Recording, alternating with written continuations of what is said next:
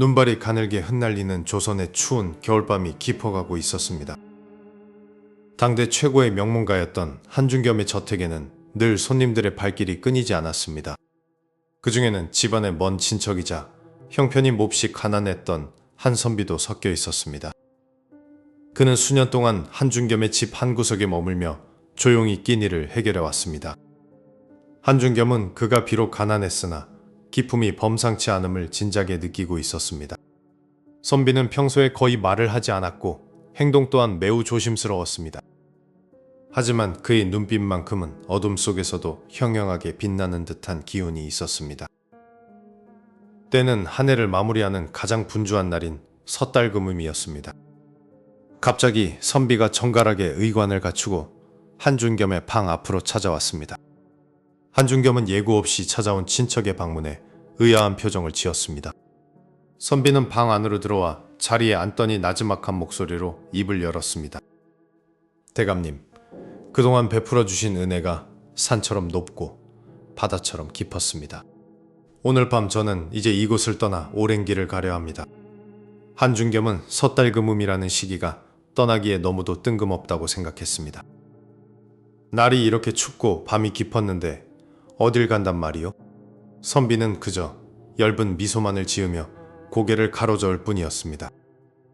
저에게는 반드시 지켜야 할 약속과 수행해야 할 소임이 있습니다.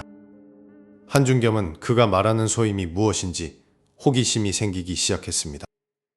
그동안 이 집에서 지내며 당신이 무엇을 하는지 본 사람이 아무도 없소. 선비는 잠시 침묵하더니 밖을 향해 시선을 돌렸습니다. 마당에서는 찬 바람이 문풍지를 울리며 기괴한 소리를 내고 있었습니다. 오늘 밤은 1년 중 음기가 가장 강하고 신비로운 일이 벌어지는 날입니다. 선비는 갑자기 목소리를 낮추며 한준겸에게 가까이 다가갔습니다. 대감님, 저와 함께 대청마루로 나가 세상을 보는 눈을 잠시 빌려보시겠습니까? 한준겸은 순간 등줄기에 서늘한 소름이 돋는 것을 느꼈습니다. 하지만 거부할 수 없는 강력한 이끌림이 그를 밖으로 인도했습니다. 두 사람은 조용히 방을 나와 넓은 대청마루에 섰습니다. 마당은 텅 비어 있는 듯 했지만 공기는 비정상적으로 무거웠습니다. 선비는 품속에서 낡은 명부 하나를 꺼내 들었습니다. 이 책에는 이 땅을 떠돌며 질서를 어지럽히는 자들의 이름이 적혀 있습니다. 한준겸은 그저 장부일 뿐이라고 생각하며 주변을 둘러보았습니다. 선비가 손가락에 침을 묻혀 한준겸의 눈꺼풀에 살포시 발랐습니다. 눈을 뜨는 순간 한준겸은 비명을 지를 뻔하며 뒤로 물러섰습니다. 텅 비어있던 마당에 수만의 형체들이 가득 들어차 있었습니다. 그들은 모두 창백한 얼굴로 고개를 숙인 채 선비를 향해 정렬해 있었습니다. 귀신들의 숨소리조차 들리지 않는 죽음의 침묵이 대저택을 감쌌습니다. 선비는 당당한 풍채로 변하더니 명부를 높이 쳐들었습니다.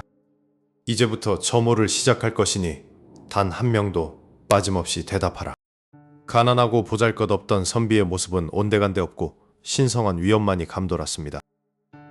선비가 명부에 적힌 이름을 하나씩 부르자 귀신들이 기괴한 소리를 내며 응답했습니다. 한준겸은 자신이 꿈을 꾸고 있는 것인지 현실에 있는 것인지 분간할 수 없었습니다. 점호가 이어지던 중 선비의 미간이 갑자기 찌푸려지며 명부를 쾅 닫았습니다. 감히 이 신성한 자리에 늦는 자가 있다니 용서치 않겠다. 저 멀리 대문 밖에서 검은 안개와 함께 두 개의 그림자가 비정상적인 속도로 다가오고 있었습니다. 선비는 한준겸을 돌아보며 서늘한 경고의 말을 남겼습니다. 대감님, 이제부터 보게 될 광경은 결코 누구에게도 발설해서는 안 됩니다. 지각한 저들은 인간 세상에 끔찍한 병마를 퍼뜨리고 온 죄인들입니다. 그들의 정체를 확인한 한준겸의 눈은 공포로 인해 뒤집히기 일보 직전이었습니다. 선비는 다시 명부를 펼치며 소름 끼치는 목소리로 다음 명령을 내렸습니다. 과연 이 기괴한 밤의 끝에 한준겸이 목격하게 될 진실은 무엇일까요? 선비는 깊은 한숨을 내쉬며 한준겸의 눈을 똑바로 응시했습니다. 그는 자신이 입고 있는 낡은 도포자락을 천천히 정리하며 입을 열었습니다. 사실 저는 이 세상의 사람이 아닌 자들을 관리하는 소임을 맡고 있습니다. 한중겸은 친척의 황당한 말에 숨을 죽인 채 그의 다음 말을 기다렸습니다. 오늘은 1년 중 가장 기운이 강한 섣달금음날이라 수많은 혼령들이 모여듭니다. 선비는 품 안에서 낡고 두툼한 종이 뭉치를 꺼내 탁자 위에 올려놓았습니다. 그 종이에는 인간의 글자가 아닌 기이한 문양들이 빼곡하게 적혀 있었습니다. 이 명부에 기록된 자들은 모두 제가 직접 이름을 불러 통제해야 하는 귀신들입니다. 만약 단 한 명이라도 점호에서 빠지게 된다면 인간 세상에 큰 재앙이 닥칠 것입니다. 한중겸은 도무지 믿기지 않는 표정으로 방 안의 공기를 살폈습니다. 갑자기 방 안의 촛불이 힘없이 흔들리더니 기온이 급격히 떨어지기 시작했습니다. 한중겸의 입가에서는 하얀 입김이 새어나왔고 몸이 바르르 떨렸습니다. 선비는 침착하게 일어서더니 대청 마루 쪽으로 발걸음을 옮겼습니다. 그는 문을 열기 전 한중겸에게 절대 소리를 내거나 움직이지 말라고 경고했습니다. 무엇을 보든 그것은 이 세상의 법도가 아니니 그저 지켜만 보십시오. 선비가 문을 열자 차가운 밤바람이 방 안으로 거세게 몰아쳤습니다. 마당에는 정체를 알 수 없는 검은 안개가 자욱하게 깔려 있었습니다. 안개 속에서 수천 개의 희미한 눈동자들이 번뜩이기 시작했습니다. 한중겸은 마루 끝에 앉아있는 선비의 뒷모습이 거대해 보이는 착각을 느꼈습니다. 선비는 명부를 펼치고 나지막하지만 위험 있는 목소리로 이름을 부르기 시작했습니다. 첫 번째 이름이 불리자마자 담장 너머에서 거대한 형체가 불쑥 솟아올랐습니다. 그것은 소리 없이 마당으로 내려와 선비 앞에 머리를 조아렸습니다. 연이어 수많은 귀신들이 사방에서 나타나 질서정연하게 줄을 섰습니다. 한중겸은 자신의 눈을 의심하며 손으로 입을 틀어막았습니다. 선비의 목소리가 들릴 때마다 명부의 글자들이 붉게 타오르며 빛을 냈습니다. 귀신들은 마치 군사들이 점호를 받는 것처럼 엄숙한 분위기를 유지했습니다. 그 중에는 억울하게 죽은 듯한 여인과 어린아이의 혼령도 섞여 있었습니다. 선비는 쉬지 않고 명단에 적힌 수만 명의 이름을 하나하나 호명했습니다. 하늘을 뒤덮은 검은 기운이 집 전체를 압도하며 소용돌이쳤습니다. 한중겸은 이 광경이 꿈인지 생시인지 분간할 수 없어 자신의 허벅지를 꼬집었습니다. 선비가 왜 그토록 가난하게 살면서도 이 일을 멈추지 않았는지 이제야 이해가 갔습니다. 이 일은 부귀영화를 누리는 것보다 훨씬 더 고독하고 위중한 책임이었습니다. 갑자기 선비의 목소리가 멈추더니 마당 전체에 서늘한 정적이 감돌았습니다. 선비는 명부를 노려보며 미간을 찌푸리더니 다시 한번 누군가의 이름을 크게 불렀습니다. 하지만 아무런 대답이 없었고 공기는 더욱 차갑게 얼어붙었습니다. 지각한 자가 있다니 이건 결코 가벼운 문제가 아니로구나. 선비의 시선이 마당 한 구석의 어두운 그늘로 향했습니다. 그곳에서부터 기분 나쁜 웃음소리가 나지막하게 들려오기 시작했습니다. 선비는 황급히 품속에서 붉은 부적을 꺼내 손가락 사이에 끼웠습니다. 한중겸은 자신도 모르게 자리에서 일어나 뒤로 물러났습니다. 과연 이 어둠 속에서 나타날 존재는 무엇이며 선비는 이 위기를 어떻게 넘길까요?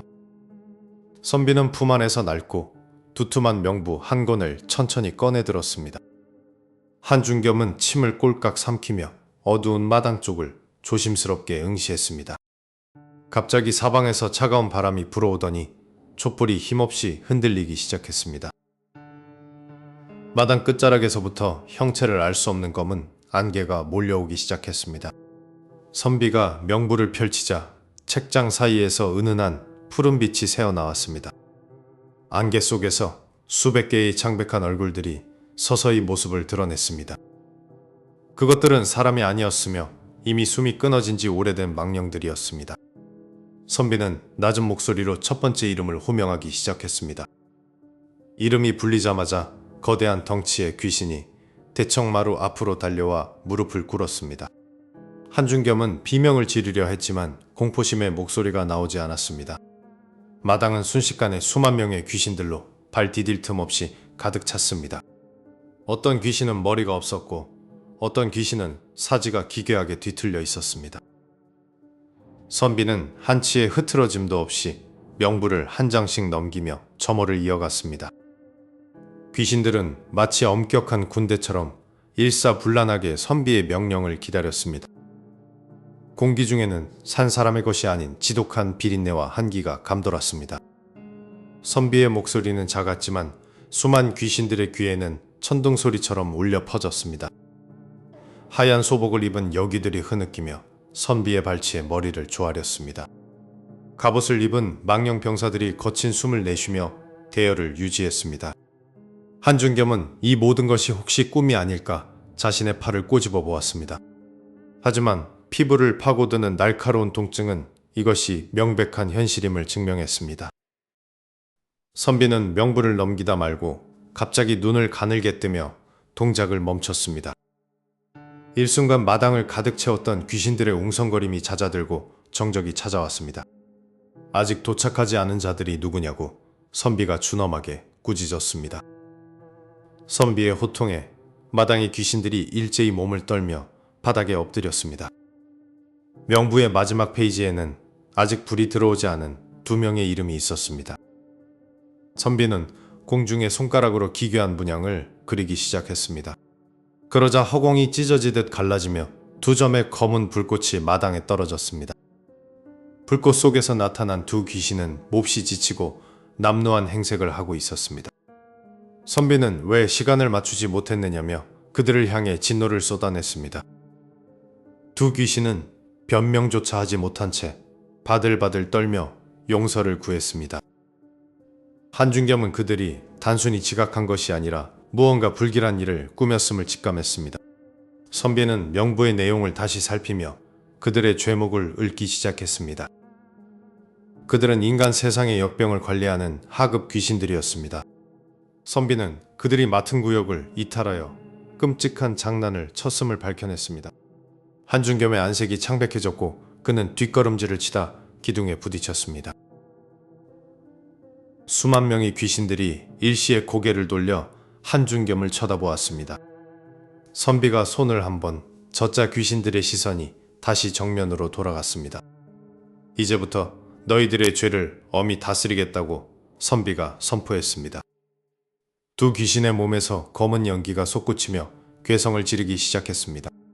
선비가 명부를 덮으려는 순간 하늘에서 거대한 뇌성병력이 내리쳤습니다. 번개의 빛 속에서 정체를 알 수 없는 거대한 그림자가 마당을 덮쳤습니다. 과연 이 새로운 존재는 누구이며 선비의 점호는 무사히 마무리될 수 있을까요?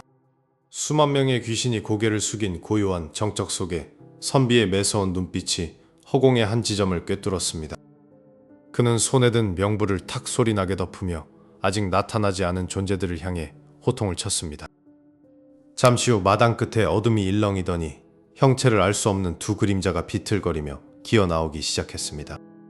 그들은 넉마가 된 옷을 걸치고 악취를 풍기며 다른 귀신들 뒤로 몰래 숨어들려 했습니다. 하지만 선비의 준엄한 목소리가 마당 전체에 울려 퍼지자 2 귀신의 움직임은 얼어붙듯 멈추고 말았습니다. 감히 어느 안전이라고 지각을 하고도 숨으려 드느냐며 선비는 분노가 서린 일가를 내뱉었습니다. 지각한 2 귀신은 바들바들 떨며 마당 한가운데로 끌려나와 차가운 흙바닥에 머리를 조아렸습니다.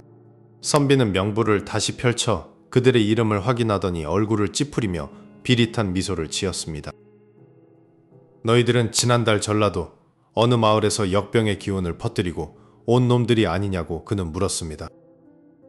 2 귀신은 대답도 하지 못한 채 입에서 검은 기운을 내뿜으며 고통스러운 신음소리만 냈습니다. 명부에 적힌 너희의 죄업을 보니 이미 수많은 무고한 백성들의 목숨을 앗아갔다고 선비는 꾸짖었습니다.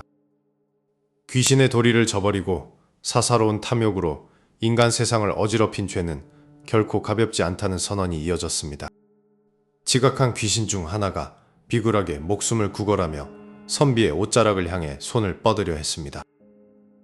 그 순간 선비가 품 안에서 붉은 부적 하나를 꺼내 허공에 던지자 강력한 불꽃이 튀었습니다.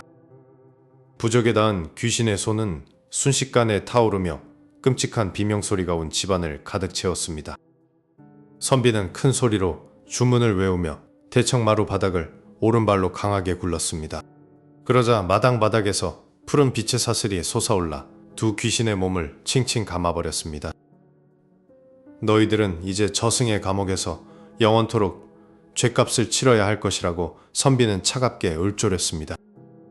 사슬에 묶인 귀신들은 땅속으로 서서히 가라앉으며 절망적인 눈빛으로 동료 귀신들을 바라보았습니다. 주변의 수만 귀신들은 그 광경을 지켜보며 숨소리조차 내지 못한 채 더욱 깊게 엎드렸습니다. 처벌이 끝나자 선비는 아무 일도 없었다는 듯 다시 명부를 펼쳐 다음 명단을 읽기 시작했습니다. 지켜보던 한준겸은 등 뒤로 흐르는 식은땀을 닦으며 이 비현실적인 광경에 압도당했습니다. 선비는 질병을 옮기는 귀신들에게 다시는 인간의 영역을 침범하지 말라는 엄명을 덧붙였습니다. 모든 점호가 끝나갈 무렵 하늘의 달이 구름 뒤로 숨으며 마당은 더욱 어두워졌습니다. 수만 명의 귀신들이 선비의 손짓 한 번에 연기처럼 흩어지며 사라지기 시작했습니다. 드디어 마당에는 다시 차가운 새벽 공기와 정적만이 남게 되었습니다. 한준겸은 조심스럽게 마루로 걸어나와 숨을 몰아쉬는 선비의 곁으로 다가갔습니다. 대체 자네는 누구이며 어떻게 이런 기이한 능력을 가지게 된 것이냐고 한준겸이 물었습니다. 선비는 깊은 한숨을 내쉬며 땀에 젖은 얼굴을 닦고는 먼 산을 응시했습니다. 이것은 축복이 아니라 거스를 수 없는 무거운 운명의 굴레일 뿐이라고 그는 나직하게 대답했습니다. 그의 눈에는 과거의 기억이 스치는 듯 알 수 없는 슬픔과 회한이 서려 있었습니다. 한준겸은 선비의 뒤에 놓인 낡은 명부와 기괴한 문양의 부적들의 시선을 빼앗겼습니다. 선비는 천천히 입을 열어 자신이 이 길을 걷게 된 결정적인 계기를 이야기하기 시작했습니다. 모든 일의 시작은 수십 년 전 그가 아직 어린 소년이었던 시절로 거슬러 올라갔습니다.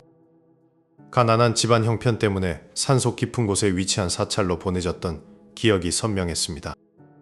그곳 한산사에는 사람들에게 잊힌 기이한 노승 한 분이 살고 있었다고 선비는 회상했습니다.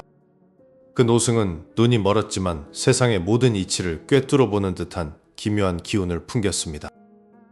어느 날 밤 노승은 소년을 불러 자신이 평생 지켜온 비밀스러운 물건을 건네주었습니다. 그것은 바로 오늘 밤 마당을 가득 채웠던 귀신들을 다스리는 힘의 원천이었습니다. 선비의 이야기가 깊어질수록 한준겸은 그가 짊어진 무게가 얼마나 거대한지 깨닫기 시작했습니다. 하지만 이야기가 절정에 이를 무렵 선비는 갑자기 말을 멈추고 어두워진 대문을 뚫어지게 쳐다보았습니다.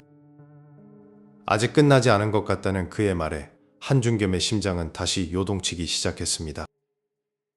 대문 너머에서 아까의 귀신들과는 차원이 다른 거대하고 불길한 기운이 집 안으로 스며들고 있었습니다.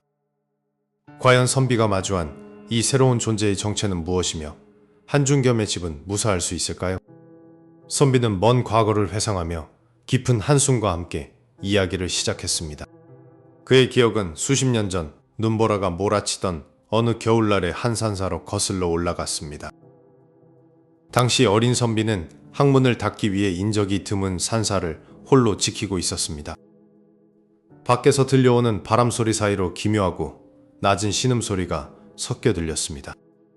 선비는 문을 열고 마당을 내려다보았지만 아무것도 보이지 않았습니다. 하지만 그늘진 구석, 쓰러져가는 탑 뒤에서 누군가의 마른 손이 보였습니다. 가까이 다가가자 그곳에는 뼈만 앙상하게 남은 한 노승이 쓰러져 있었습니다. 노승의 옷은 해져서 살점이 보일 정도였고 입술은 파랗게 질려 있었습니다. 선비는 서둘러 노승을 자신의 방으로 옮기고 이불을 덮어주었습니다. 그는 자신이 아껴두었던 좁쌀을 모두 털어 정성껏 죽을 끓였습니다. 김이 모락모락 나는 죽 한 그릇을 노승의 입가에 가져다 대었습니다. 노승은 천천히 눈을 떴고 그의 눈동자에는 설명하기 힘든 빛이 서려 있었습니다. 며칠 동안 노승은 한마디 말도 없이 선비가 주는 음식만 받아 먹었습니다. 선비는 노승의 정체가 궁금했지만 묻지 않고 묵묵히 시봉했습니다. 밤이 되면 노승은 벽을 향해 앉아 알 수 없는 주문을 읊조리곤 했습니다. 그 소리는 마치 수천 명의 사람이 동시에 속삭이는 듯한 기괴한 울림을 가졌습니다. 선비는 등 뒤로 오싹한 기운을 느꼈지만 애써 두려움을 억눌렀습니다. 열흘째 되는 날, 노승은 갑자기 단정하게 앉아 선비를 불렀습니다. 너의 공양 덕분에 내가 이승에서의 마지막 과업을 마칠 수 있게 되었구나. 노승의 목소리는 늙고 쇠약했지만 그 안에는 거대한 산과 같은 위엄이 서려 있었습니다. 노승은 품 안에서 낡고 두꺼운 책 한 권을 꺼내 바닥에 내려놓았습니다. 그 책은 표지조차 없었지만 공기 중에 희미한 연기를 내뿜는 듯 보였습니다. 이것은 사람이 아닌 것들의 이름을 기록한 명부이며 그들을 다스리는 열쇠다. 선비는 그 말이 무엇을 의미하는지 도무지 짐작할 수 없었습니다. 노승은 계속해서 이 명부를 물려받을 자의 운명에 대해 설명하기 시작했습니다. 이 능력을 가지면 평생 가난할 것이며 세상의 그림자 속에서 살아야 한다는 경고였습니다. 하지만 만물을 다스리는 질서를 유지하는 일은 누군가 반드시 해야만 하는 업보였습니다. 선비는 가난을 두려워하지 않았고 오직 노승의 깊은 뜻을 따르기로 결심했습니다. 노승은 만족한 듯 고개를 끄덕이며 책의 첫 장을 넘기라고 일렀습니다. 책장을 넘기자마자 선비의 눈앞에는 기괴한 상형 문자들이 살아 움직이며 튀어 올랐습니다. 수만 개의 정보가 한꺼번에 머릿속으로 밀려 들어오며 선비는 비명을 질렀습니다. 노승은 흔들림 없이 선비의 이마를 짚으며 폭풍 같은 기운을 가라앉혔습니다. 시간이 얼마나 흘렀을까? 선비가 눈을 떴을 때 방 안은 다시 고요해져 있었습니다. 하지만 쓰러져 있던 노승의 자리는 이미 차갑게 식어 비어 있었습니다. 노승은 온데간데없고 그가 입었던 낡은 가사만이 허물처럼 남겨져 있었습니다. 선비는 노승이 신선이거나 혹은 거대한 원력을 가진 존재였음을 깨달았습니다. 그는 바닥에 남은 명부를 소중히 품에 안고 산사를 떠날 채비를 마쳤습니다. 그날 이후 선비의 눈에는 전에는 보이지 않던 기이한 형체들이 보이기 시작했습니다. 나무 뒤에서 바위 틈에서 수많은 영혼들이 그를 지켜보고 있었습니다. 선비는 자신이 짊어진 무게가 얼마나 거대한지 비로소 실감하며 한 걸음을 내디뎠습니다. 그러나 명부의 마지막 장에는 그가 아직 보지 못한 피로 물든 경고가 적혀 있었습니다. 피로 물든 경고는 소년의 손끝을 타고 차가운 전율로 변의 온몸으로 퍼져나갔습니다. 노승은 깊은 한숨을 내쉬며 소년의 앞에 낡은 괴나리 보찜 하나를 내려놓았습니다. 보따리 속에는 빛바랜 종이 뭉치와 붉은 주사로 쓰인 부적들이 가득 들어 있었습니다. 노승의 목소리는 낮고 무거웠으며 마치 땅속 깊은 곳에서 울려 퍼지는 듯 했습니다. 그는 이 책이 단순한 글자가 아니라 이승과 저승을 잇는 유일한 통로라고 말했습니다. 소년은 부적 위에 그려진 기괴한 문양들이 마치 살아있는 뱀처럼 꿈틀거리는 것을 느꼈습니다. 이것은 귀신들의 이름을 기록한 명부이며 그들을 부릴 수 있는 권능의 상징이었습니다. 노승은 평생을 바쳐 모아온 귀신들의 질서를 이제 소년에게 넘기려 하고 있었습니다. 인간의 눈에는 보이지 않는 수만 명의 영혼이 이제 그의 통제 아래 놓이게 된 것입니다. 노승은 명부를 넘겨주며 절대로 사사로운 욕심을 위해 이 힘을 쓰지 말라고 경고했습니다. 부적 한 장 한 장에는 원혼을 달래고 악귀를 결박하는 강력한 주술이 깃들어 있었습니다. 소년은 무거운 책임감을 느끼며 명부를 가슴 깊이 품어 안았습니다. 노승은 귀신을 다루는 데 필요한 독특한 호흡법과 명상 기술을 가르치기 시작했습니다. 공기는 차가웠으나 소년의 단전에서부터 뜨거운 기운이 솟아오르는 것을 느꼈습니다. 보이지 않는 존재들의 속삭임이 바람을 타고 소년의 귀를 간지럽히기 시작했습니다. 그것은 고통과 억울함, 그리고 세상을 향한 증오가 뒤섞인 소름 끼치는 소리였습니다. 노승은 소년에게 그 소리에 휘둘리지 말고 오직 명부의 권위로 그들을 압도하라고 주문했습니다. 소년은 서서히 공포를 가라앉히고 마음의 평온을 되찾기 위해 노력했습니다. 비기 속에는 귀신들을 5가지 등급으로 나누어 다스리는 법이 상세히 적혀 있었습니다. 가장 낮은 귀신부터 산을 옮길 수 있는 대력귀에 이르기까지 그 범위는 방대했습니다. 노승은 특히 인간의 몸에 숨어들어 병을 일으키는 역귀를 경계하라고 거듭 강조했습니다. 역귀는 자비가 없으며 오직 고통만을 목적으로 움직이는 가장 비열한 존재들이기 때문입니다. 수련은 밤새도록 이어졌고 소년의 정신은 점점 더 맑아지기 시작했습니다. 그는 이제 눈을 감고도 방 안에 떠도는 희미한 기운들을 감지할 수 있었습니다. 노승은 마지막으로 소년에게 검은 먹물이 든 작은 병을 하나 건네주었습니다. 그것은 천년된 먹의 영험한 기운을 불어넣어 만든 특별한 영묵이었습니다. 이 먹으로 명부의 이름을 쓰면 그 귀신은 영원히 소년의 명령을 따라야만 했습니다. 소년은 자신이 쥐게 된 이 거대한 권능에 대해 말할 수 없는 두려움을 느꼈습니다. 하지만 그는 굶주린 사람들을 돕고자 했던 자신의 초심을 잊지 않기로 굳게 다짐했습니다. 노승은 만족스러운 듯 미소를 지으며 소년의 머리를 부드럽게 쓰다듬어 주었습니다. 이제 모든 준비가 끝났으며 소년은 더 이상 예전의 가난한 선비 지망생이 아니었습니다.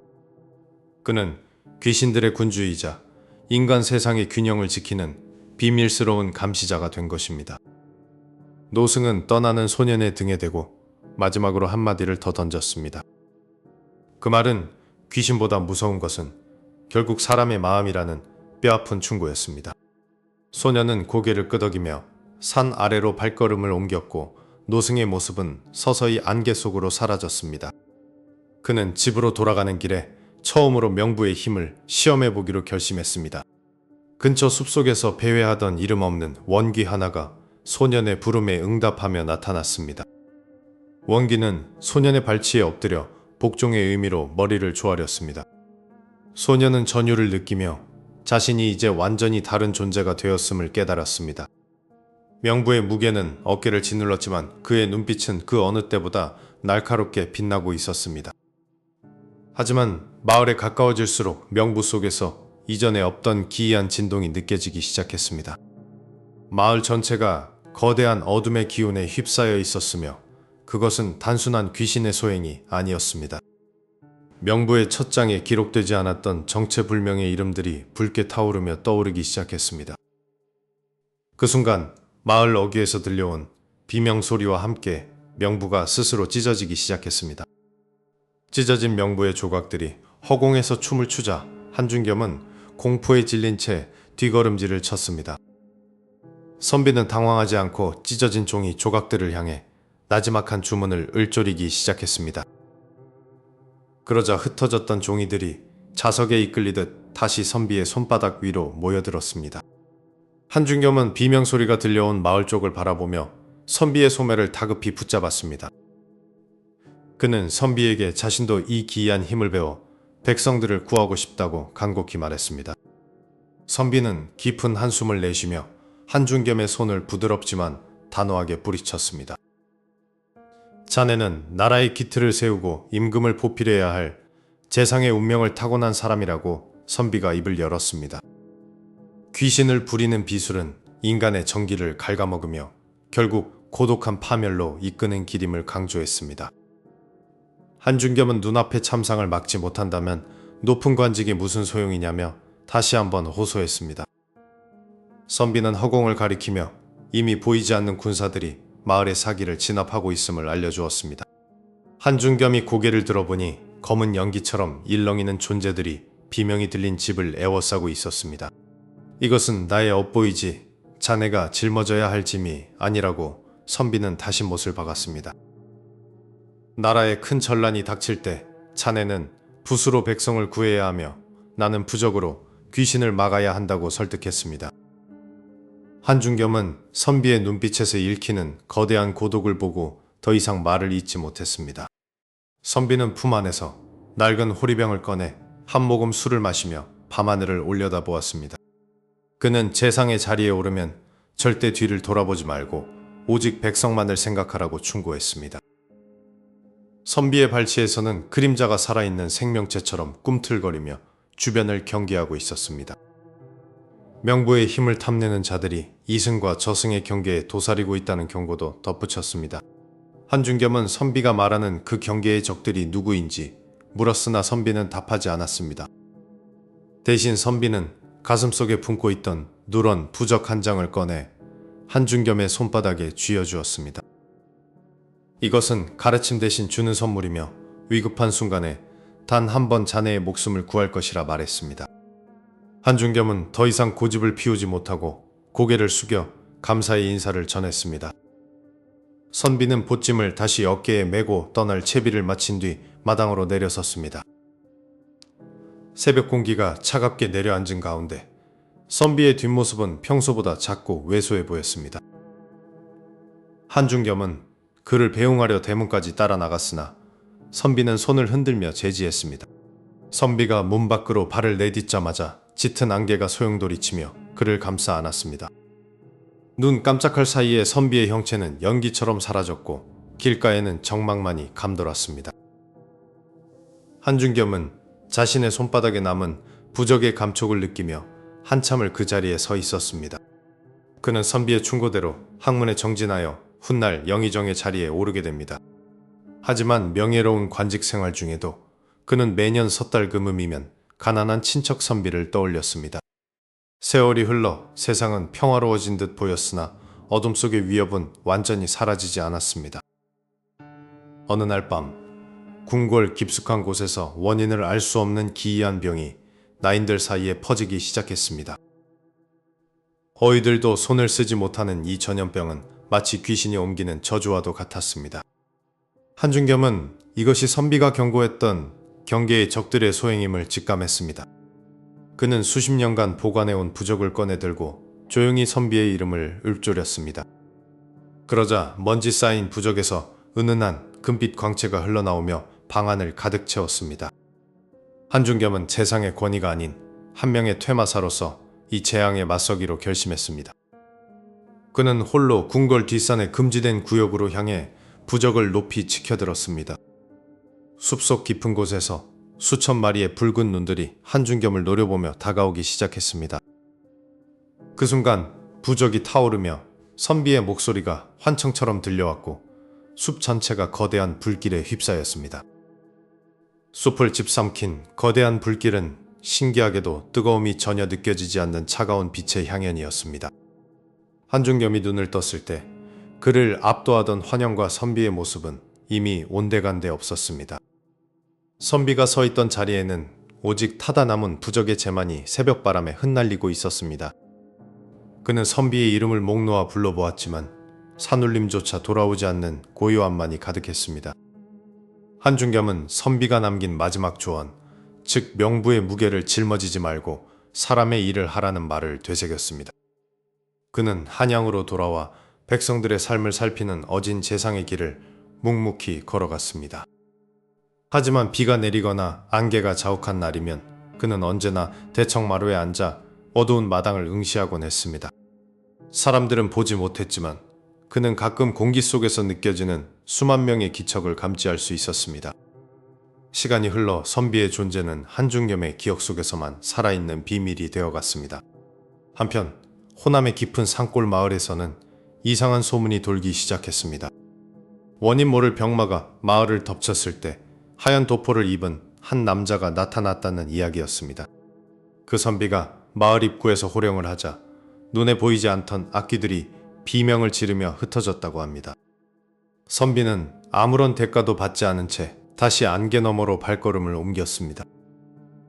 전설에 따르면 그는 죽지 않고 영원히 조선의 산천을 유랑하며 귀신들을 다스린다고 전해집니다. 인간의 법이 닿지 않는 어둠의 질서를 바로잡는 것이 그의 영원한 숙명이었습니다.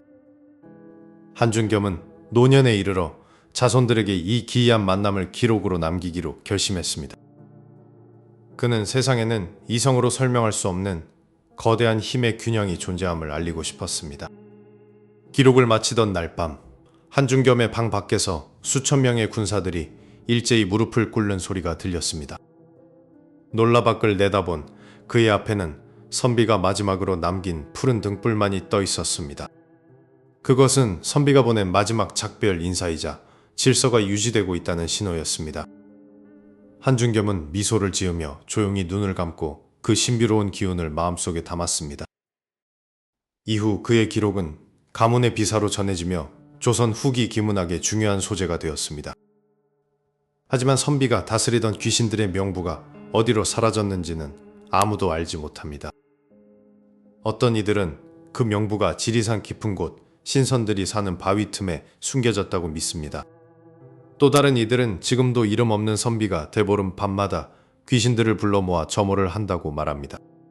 선비의 행위는 단순한 주술이 아니라 삶과 죽음 사이의 경계를 수호하는 숭고한 의식이었습니다.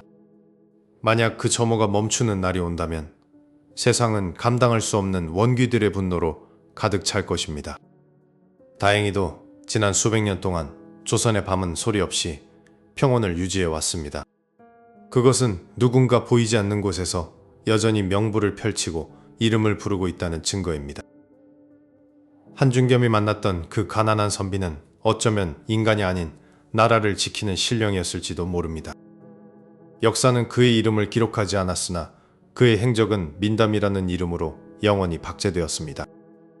이제 이야기는 막을 내리지만 밤안개가 짙게 낀 날이면 우리는 문득 그를 떠올리게 됩니다. 당신의 등 뒤에서 느껴지는 차가운 바람이 단순한 자연현상일지 아니면 누군가의 행렬일지 알 수 없습니다.